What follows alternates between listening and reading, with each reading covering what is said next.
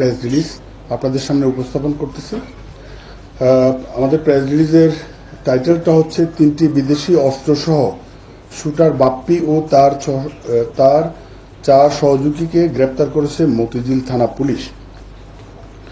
গতকাল 17 জুলাই সকাল 7 ঘটিকায় গোপন সংবাদের ভিত্তিতে মতিঝিল জোনের সহকারী পুলিশ কমিশনার হুসাইন মোহাম্মদ পারাবীর নেতৃত্বে এবং তার টিম সহ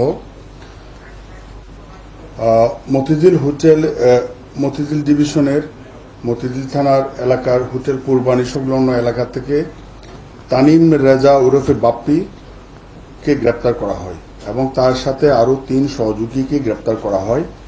3 সহযোগীর নাম হচ্ছে জুয়েল, শাকিল এবং মানিক। এই 3 জনকে গ্রেপ্তার করা হয়, এই 4 জনকে গ্রেপ্তার করা হয়। গ্রেপ্তার করার পরে তাদেরকে নিবিড়ভাবে জিজ্ঞাসাবাদ করা হয়। নিবিড়ভাবে জিজ্ঞাসাবাদ করার পরে তাদের আরেক সহযোগীর নাম তারা বলে, ওনার নাম হচ্ছে রাকিবুল ইসলাম ভূঁইয়া রিজন, বয়স 35। এই রাকিবুল ইসলাম ভূঁইয়াকেও গ্রেপ্তার করা হয়। গ্রেপ্তার করার পরে আমরা তাদের পিসিপিআর অ্যানালাইসিস করলাম। অ্যানালাইসিস করার পরে দেখা যায় যে গত বেশ কিছুদিন ধরে ঢাকা মেট্রোপলিটন পুলিশ এলাকার স্পেশালি মতিঝিল বিভাগে যে সমস্ত ঘটনাগুলি ঘটেছে, তার মধ্যে বেশ কয়েকটা ঘটনা ঘটেছে। সেটা হচ্ছে সবুজবাগ থানায় একটা অ্যাটেম্পট টু মার্ডার একটা মামলা হয়েছে। সেখানে সেই সূত্রে এবং একজন ব্যবসায়ী গত মে মাসে জিজ্ঞাসাবাদ করার এক পর্যায়ে বাপ্পি এবং রিজন ওনারা স্বীকার করেন যে বাপ্পির অফিসে তাদের এই যে শুটিং ইনসিডেন্ট বা বিভিন্ন চাঁদাবাজির যে সমস্ত ঘটনাগুলি ঘটিয়েছে ওখানে তাদের অস্ত্র আছে, তাদের পূর্বে ইউজড অস্ত্রগুলি আছে।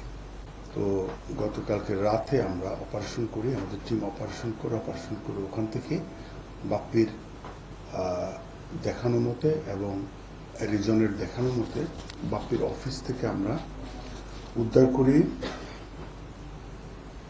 একটি বিদেশি রিভলভার, 2টা বিদেশি পিস্তল, 5 রাউন্ড রিভলভারের গুলি, 2 রাউন্ড পিস্তলের গুলি, একটি ইলেকট্রিক শটগান ও একটি বিদেশি কোরাল উদ্ধার করা হয়েছে।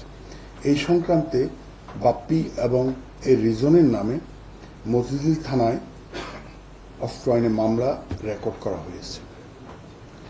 পাশাপাশি আপনার গত মাসে একজনকে হত্যার চেষ্টা করা হয়েছিল হচ্ছে সবুজবাগ থানা এলাকায়। এই ভিকটিমের নাম ছিল হচ্ছে আমিন আহমেদ মিটু, তার ঘাড় ভেঙে দেওয়া হয়েছিল। ওই মামলাতে 3 জনকে গ্রেপ্তার দেখানো হয়েছে। এই 3 জন যে পরে যাদেরকে গ্রেপ্তার করা হয়েছে ওনাদের নাম হচ্ছে জুয়েল, শাকিল এবং মানিক। ওই ঘটনাতে এই বাপ্পি রিজনের সংশ্লিষ্টতা থাকলে তাদেরকে আমরা ওখানেও শোন অ্যারেস্ট দেখাবো।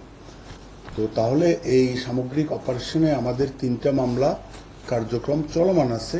3টা মামলার মধ্যে হচ্ছে আজকে একটা মামলা হয়েছে অস্ত্র আইনের, আর একটা মামলা রেকর্ড হয়েছে হচ্ছে অ্যাটেম্পট টু মার্ডার, আর একটা মামলা হয়েছে চাঁদাবাজি মামলা, যেটা ব্যবসায়ীর দোকানে যে গুলি করেছিল।